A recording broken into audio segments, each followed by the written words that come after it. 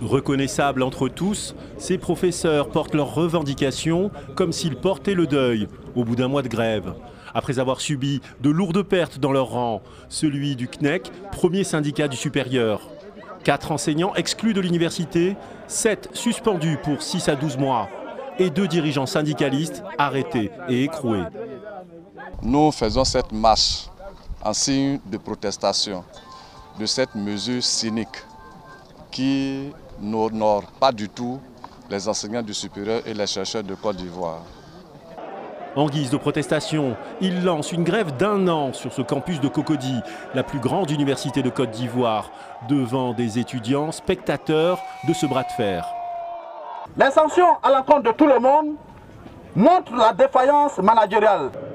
La marche s'est arrêtée devant la présidence de l'université qui n'hésite pas à faire appel aux forces de l'ordre. Elle accuse de violence la CNEC et en particulier son secrétaire général, Johnson Zamina Kouassi. Ils ont fait un braquage, Johnson lui-même à la tête d'un groupe, et allé braquer les copies et les emporter. Nous avons alerté la police qui est allée trouver ces copies sur eux à leur siège. Pour les 52 000 étudiants de Cocody, ces conflits récurrents à l'université Félix Houphouët-Boigny risquent aussi de virer au cauchemar.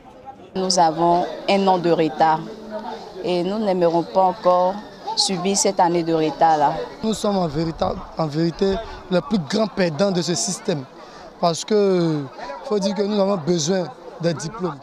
Le spectre d'une année blanche est bien réel face au mouvement de grève dans l'éducation nationale qui s'étale du primaire au supérieur.